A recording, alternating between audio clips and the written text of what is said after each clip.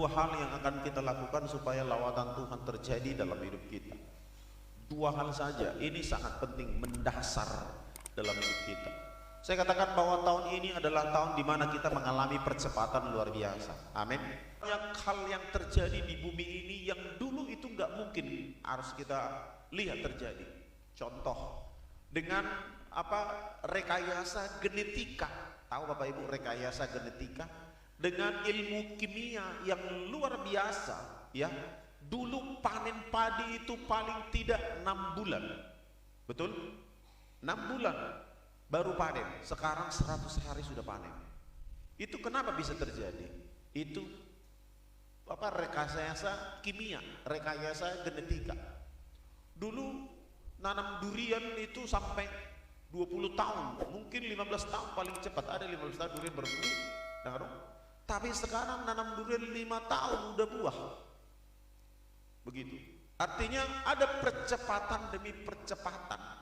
Terkadang dia bertanya, di manakah Tuhan itu? Itu kan pertanyaan kita kan? Dan pertanyaan ini sudah terjadi sejak dulu. Sejak manusia jatuh ke dalam dosa, manusia itu mengalami penderitaan, mengalami penyakit, dan usianya semakin berkurang. Orang-orang zaman dulu berkata, di manakah Tuhan? Makanya Tuhan berkata, aku adalah Alfa dan Omega. Tuhan itu adalah yang awal dan yang akhir. Artinya eksistensi keberadaan Tuhan itu tetap ada. Real. Dunia nyata, ya. Dunia roh juga, ya. Jangan sampai saudara juga ikut-ikut ateis, kemudian saudara tidak percaya dengan keberadaan Tuhan. Kenapa? Karena terlalu lama menderita. Gak bisa dipungkiri kalau kita terlalu lama sakit. Mananya Tuhan ini? Aku sudah berdoa berlama-lama supaya aku sembuh, gak ada. Aku sudah berdoa berlama-lama supaya aku diberkati, tidak ada diberkati. Sudah berdoa berlama-lama supaya dapat jodoh, gak dapat jodoh juga. Kita berpikir begitu. Terkadang logika kita berpikir, di mana Tuhan? Kan nggak ada. Gitu. Itulah yang terjadi di dunia zaman sekarang. Makanya di Jerman yang tadinya pusat kekristenan itu Jerman, sekarang di Jerman banyak gereja itu jadi masjid, jadi bioskop, dijual jadi kafe, dijual jadi restoran, dijual jadi hotel. Habis. Lama-lama di Indonesia bisa terjadi nggak? Bisa. Kenapa? Karena itu tadi, ilmu pengetahuan semakin maju, kemudian orang nggak percaya lagi dengan Tuhan. Bayangkan, kita gereja Tuhan harus bisa berwaspada dalam hal ini. Harus hati-hati. Jangan sampai kita, sudah terlalu lama aku menderita, sudah terlalu lama aku mengalami kemiskinan. Setong pukutu bapakku satu, setong bagus. Kemudian kita berkata, di mana kan? Dan hari ini Tuhan buktikan di tengah-tengah kita bahwa Tuhan itu ada bersama dengan kita. Amin.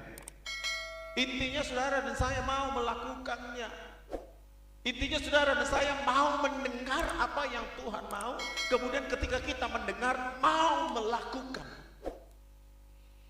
Dulu memang saya sudah pernah pikirkan dan buat begitu, tapi saya takut kita mulai program itu, pekerjaan itu, kemudian itu berhenti. Ya, 2 rantai sekali sehari saja, 2 di sini, 1 jam, itu luar biasa. Dampaknya itu aku tahu luar biasa. Tapi aku berkata, Tuhan, siapa yang harus melakukannya itu? Siapa yang harus mengerjakannya? Puji Tuhan ada peneguhan-peneguhan hari ini. Sebenarnya di sini kekuatan gereja, di sini kekuatan kita. Kalau saudara dan saya tidak mau berdoa, hidup ini mati. Gak ada fungsinya.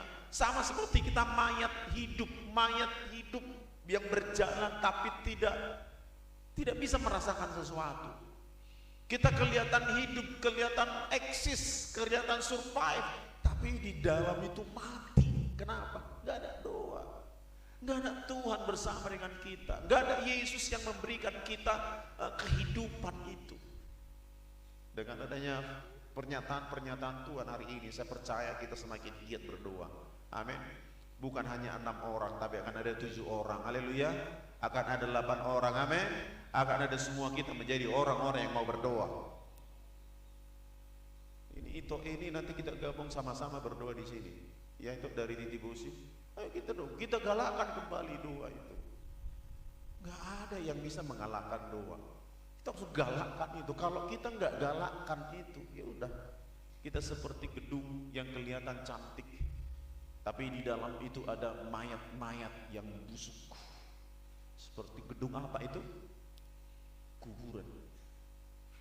Kelihatan hidup, pada prinsipnya adalah mati. Kenapa? Gak ada doa. Yesus sudah membuka tabir itu. Yesus sudah membuka tabir. Artinya apa? Kita bisa langsung berhubungan dengan Tuhan. Kita bisa langsung berdoa bersama dengan Tuhan. Ya, kita bisa komunikasi langsung dengan Allah. Bukan lagi melalui imam. Bukan lagi harus bawa korban persembahan. Bapak Ibu, kalau dulu mau datang berdoa bawa kambing dulu. Bawa, kalau dia orang yang paling miskin, dia bawa merpati ke bait Allah, dibawa ke sana. Kalau dia orang kaya, dia bawa lembu sapi, dia bawa itu korban bakarannya, korban penghapus dosanya, baru dia mohon doa kepada imam. Itu dulu. Tapi sekarang memang harusnya luar biasa. Sebab apa? Dulu itu bawa persembahan apa yang kita punya, tapi sekarang hidup kita yang kita persembahkan kepada Allah supaya kita bisa komunikasi dengan Tuhan. Itu luar biasa. Mute dulu mic ini semua ini. Jadi saudara dan saya harus bisa ya sadar bahwa sungguhnya ada berkat kasih karunia yang melimpah itu, walaupun tanggung jawabnya semakin besar. Tanggung jawabnya sekarang makin besar.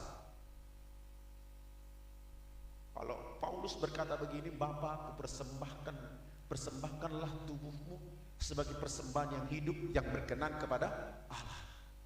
Persembahan yang sangat luar biasa. Sebenarnya bukan kambing domba itu, bukan burung merpati, bukan lembu sapi, bukan, tetapi hidupmu, hidup kita, itu persembahan yang paling luar biasa. Kalau hidup kita sudah kita persembahkan, otomatis kita menyerahkan sepenuhnya kepada Tuhan. Pikiran kita, hati kita, langkah kita, semuanya untuk Tuhan. Tapi kalau kita berkata, ini semua karena kuatku, ini semua karena aku, ini semua karena aku, nggak bisa. Oleh sebab itu Bapak Ibu Saudara, hari ini dua hal yang harus kita kerjakan supaya kebangunan rohani terjadi di tengah-tengah kita. Itu yang pertama, itu sehati sepikir. Katakan dulu, sehati sepikir. Ya, kita harus bersatu Bapak Ibu Saudara. Itu bisa terjadi karena kesatuan. Kalau pengalaman yang lama begitu bisa terjadi, maka hari ini juga bisa terjadi. Kita bersama-sama harus sehati, sepikir, sejiwa, satu perasaan di dalam Tuhan. Saudara harus saling mengerti satu dengan yang lain. Orang yang bersatu itu orang yang tidak melihat kelemahan orang lain. Lalu orang yang mau bersatu, orang yang tidak hanya melihat kelemahan orang lain. Dia melihat kelemahan orang lain itu menjadi sesuatu yang perlu diperbaiki, bukan menjadi sesuatu yang diejek, yang dilemahkan atau yang ditekan, bukan. Tetapi kita buat itu menjadi satu kesepakatan, yang lemah itu menanggung yang ditanggung oleh yang kuat. Yang kuat memperhatikan orang yang lemah. Itulah namanya kesatuan. Walau batak gudang persada peparnis tuga sinaga, parnasi persadaan siregar arumse, ya PSSI persadaan Simanjuntak, persadaan ini kalau tohodo marsada dangarung nabogus sinaga, dangarung nabogus Simanjuntak, darong nabogus nenggulan, darong nabogus dia, alam kalau tohodo na persada, alam kalau organisasi persadaan nagudangan. Kalau benar yang bersatu itu seperti yang terdapat dalam Kisah Rasul, itu namanya bersatu. Kesatuan diawali dari mana Bapak Ibu? Dari keluarga, your family. Amin. Family kita sendiri. Istrimu lemah kau lihat, kau topang dia. Iya, kau tahu dia orang marajol menemu tu na julu. Kau udah penemu tu, baik saya lakon tu. Isi so mangalak suamina. Ada kau mangalak suamina? Istri mangalak kamu kan? Suami mangalak kamu kan?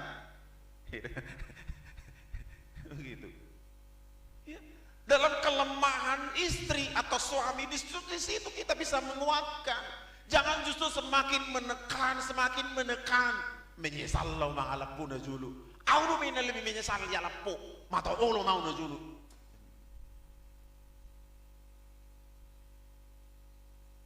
Begitu. Orang yang seperti itu gak bakalan diberkati Tuhan. Gak bakalan. Kenapa? Tuhan hanya melihat hati yang merendahkan diri satu dengan yang lain. Kalau saudara dan saya nggak bisa bersatu di gereja ini, waduh, apa yang akan terjadi? Api Tuhan akan pindah dari sini kembali pergi ke tempat yang lain. Tuhan hanya melihat, mata Tuhan menerawang ke seluruh permukaan bumi, mencari orang yang sungguh-sungguh mengasihi Dia. Tuhan, kita berkata begitu. Tapi api Tuhan sudah diberikan kepada kita. Saya percaya kita semua akan tanggap darurat ini, bahwa ini penting. Akan terjadi pemulihan di tengah-tengah kita, akan terjadi kebangunan rohani, akan terjadi pemulihan keluarga, pemulihan ekonomi, pemulihan segala sesuatu. Makanya Allah berkata dalam firman Tuhan, Allah masih tetap, Yesus masih tetap di surga sebelum segala sesuatu dipulihkan. Hati kita, kesatuan kita perlu dipulihkan. Ya, sama-sama kita baca Filipi pasal yang kedua, ayat yang kedua, ya, sampai ayat yang ketiga. Oh ya, 2 sampai 5 kita baca. Ya, yang Android bisa buka Androidnya. Demikian, karena saya baca ayat 2, Bapak Ibu baca ayat 3 bergantian. Karena itu sempurnakanlah sukacitaku dengan ini. Hendaklah kamu sehati, sepikir dalam satu kasih, satu jiwa, satu tujuan.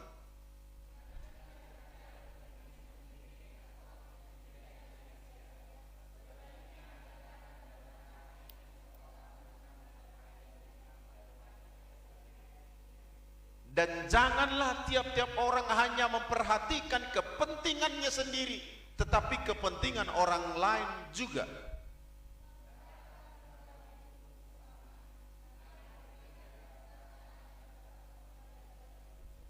Katakan amin. Begitu. Orang bersatu itu di sini. Tidak ada kepentingan kita satu dengan yang lain.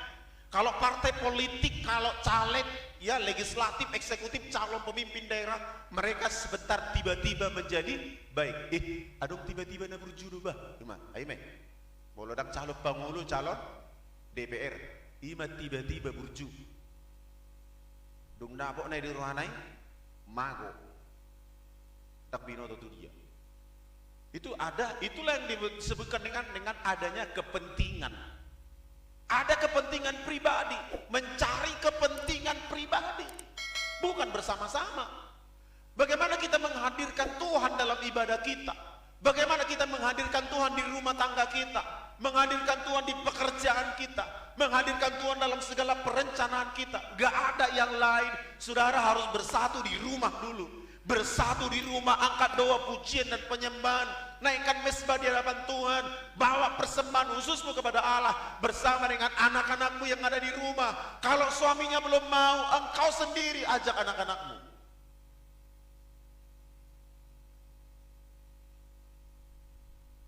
Amin.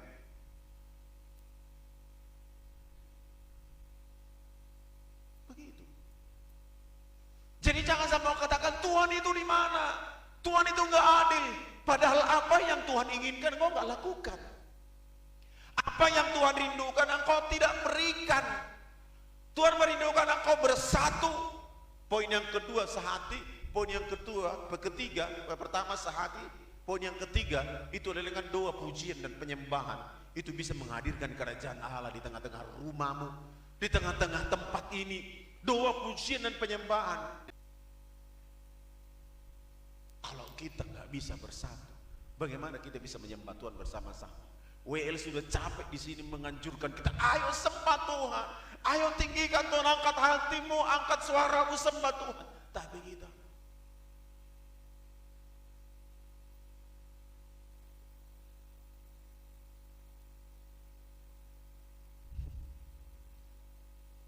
hanya menoleh-noleh.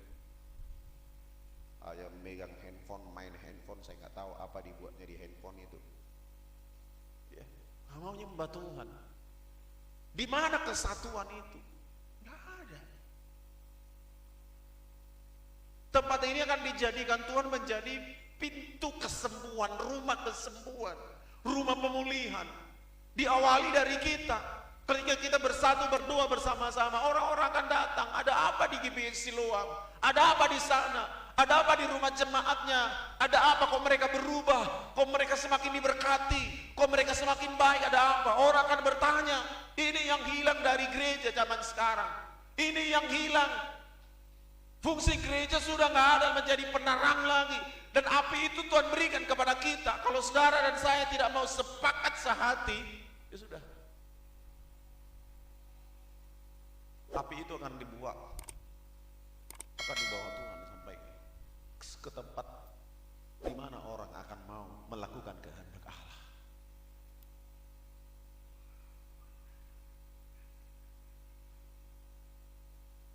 Sederhana kekristenan itu sebenarnya, Bapak Ibu, sederhana. Coba nurut aja sama Tuhan. Dan nurut. Berkat Tuhan dicurahkan. Persoalannya adalah saudara mau apa enggak? Dengan tidak mencari kepentingan sendiri.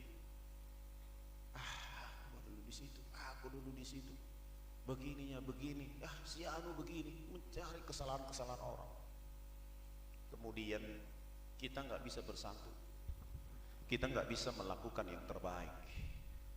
Sebab kita tidak ada kesatuan. Ya, bersatu. Dengan cara apa? Tidak mencari kepentingan sendiri. Dan jangan tiap-tiap orang hanya memperhatikan kepentingannya sendiri, tetapi kepentingan orang lain juga. Saudara bekerja dalam hidup ini untuk kepentingan saudara. Maulah dahi taro sering bigi hata. Maulah namangani do au sendiri tak bola songononau karejo kuas pais. Alayalaniaha alaniho do akagelengku dia segala macam asahasia husugut. Itu tatonah waktu geleng kan? Artinya apa? Kita hidup bukan hanya untuk diri kita sendiri, tapi ternyata kita hidup juga untuk orang lain. Sebab itu mari kita sehati sama-sama. Yang kedua, singkat saja, yang kedua kita buka dalam Kisah Rasul, Kisah Para Rasul ayat pasal yang kedua ayat 47. Demikian ayat 45 mulai ya.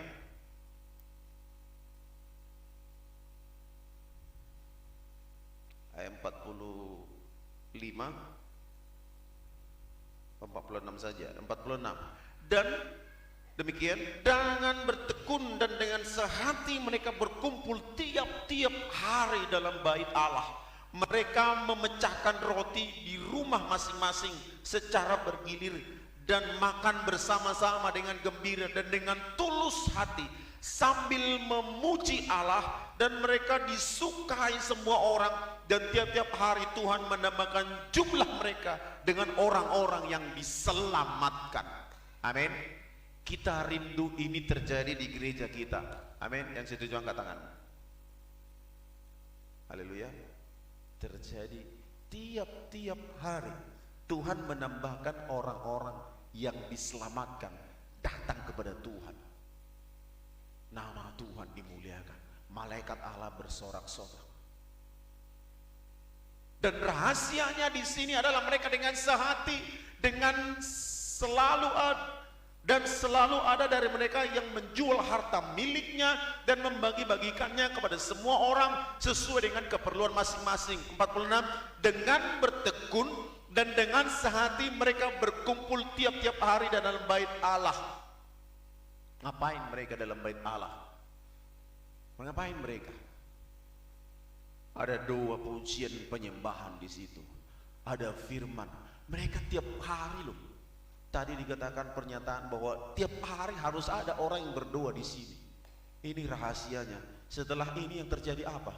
Terjadi kebangunan rohani mulai dari Yerusalem, di Samaria, sampai ke ujung bumi, sampai ke Batang Bandar. Diawali dari mereka yang bertekun. Setiap hari mereka bertekun di dalam doa. Setiap hari mereka bertekun membaca firman Allah. Setiap hari mereka menyembah Tuhan, bertekun tiap-tiap hari.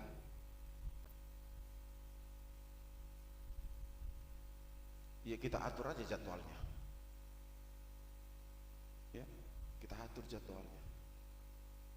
Memang dulu saya udah pernah, saya bilang begini dulu, yang saya sambung dulu yang tadi, Tuhan, ini gereja ini harus bisa menjadi berkat, bukan hanya di daerah ini, bukan hanya untuk jemaat saja, tetapi juga untuk dunia online, dunia maya, jangkauannya itu akan luar biasa.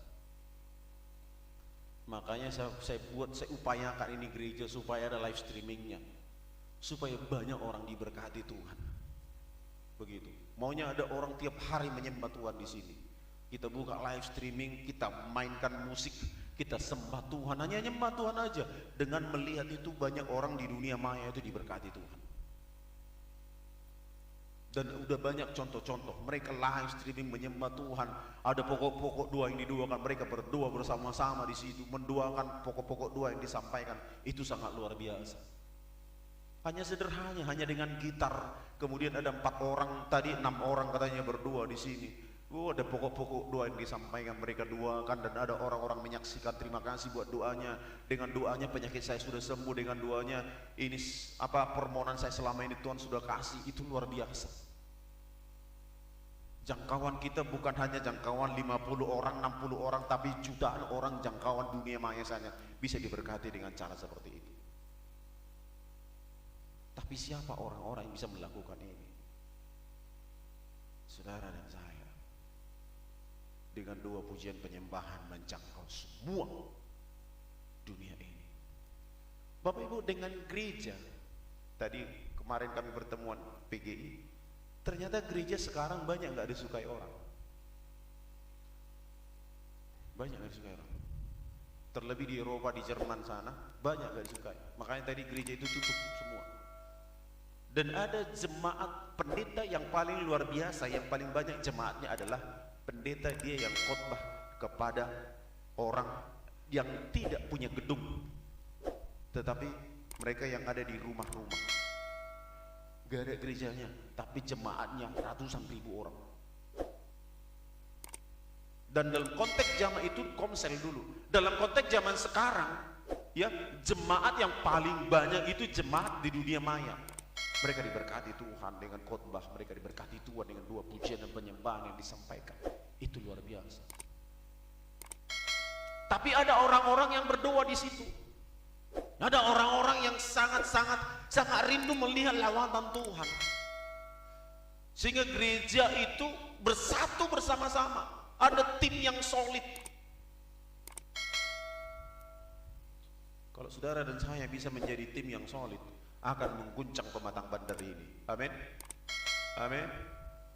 Akan datang, orang-orang akan datang berdoa bersama-sama. Api Tuhan terjadi, lawatan Tuhan terjadi seperti kisah Rasul. Itu bisa terjadi. Dengan doa, dengan kesatuan yang kedua, 2 pujian dan penyembahan, itu akan meruntuhkan semua tembok-tembok dalam hidup kita. Amin. Saudara ingat cerita Yosua, kita bisa baca. Yosua, ya, ketika mereka meruntuhkan tembok Yeriko, apa yang mereka lakukan? 7 hari mereka mengelilingi, 6 hari mereka mengelilingi kota Yeriko itu. Mereka mengelilingi dengan sehati, beraturan.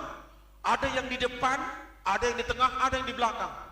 Peniup sangkakala ada di depan, kemudian dibarengi dengan yang lain dan yang lain. Itu beraturan. Kenapa bisa beraturan? Karena mereka sehati. Tapi kalau mereka nggak mau sehati, mereka kan aku nggak mau di depan, aku pokoknya bawa senjata, aku mau di depan. Tapi mereka beraturan. Kemudian 6 hari mereka mengelilingi tembok itu, kota Yeriko itu. Pada hari yang ke-7, mereka meniup sangkakala dengan sangat keras sehingga tembok itu runtuh. Kesatuan 2 pujian penyembahan meruntuhkan tembok Yeriko. Masihkah saudara tidak percaya dengan kuasa pujian penyembahan? Masihkah saudara tidak percaya dengan kesatuan? Tuhan bisa lakukan itu. Tembok apa yang menjadi palang dalam hidupmu sehingga kau tidak bisa bergerak? Apa yang perlu kita runtuhkan sehingga kita merebut berkat Tuhan yang ada di sana? Ada yang perlu kita runtuhkan. Dan sejak saat itu semua seisi kota Yeriko itu menjadi milik pusaka mereka. Itu luar biasa. Saudara mau diberkati Tuhan, mulai sekarang di rumah mau kau bersatu, berdoa bersama-sama. Ini sejak dulu saya katakan bahwa bangun mesbah di rumah. Adakah sudah yang melakukannya? Tang adong? Oleh jami tadu pibigi? Adong nama ulama? Tang adong? Adong dejolma? Tidak ada yang melakukannya. Coba mulai dari sekarang lakukan. Tapi nanti bisa diatur jadwal di sini ya tante ya. Ya, diatur terus ya. Ada keyboard di sini dibuat aja tikar ya. Di atas ini aja. Dibuat tikar ya. Bila penting buat live streaming ya, supaya orang banyak diberkati. Dengan doa begitu luar biasa. Ya. Nanti si Dio bisa ngiringi keyboard, kalau saya di sini saya ngiringi keyboard. Kita berdoa sama-sama 1 jam saja. Jam berapa bisa waktunya? Kalau malam tentu nggak bisa. Ya, ada kegiatan malam ibadah rumah tangga, ada kegiatan malam ini dan itu. Paling tinggal bikin jam berapa bisa, janjian saja.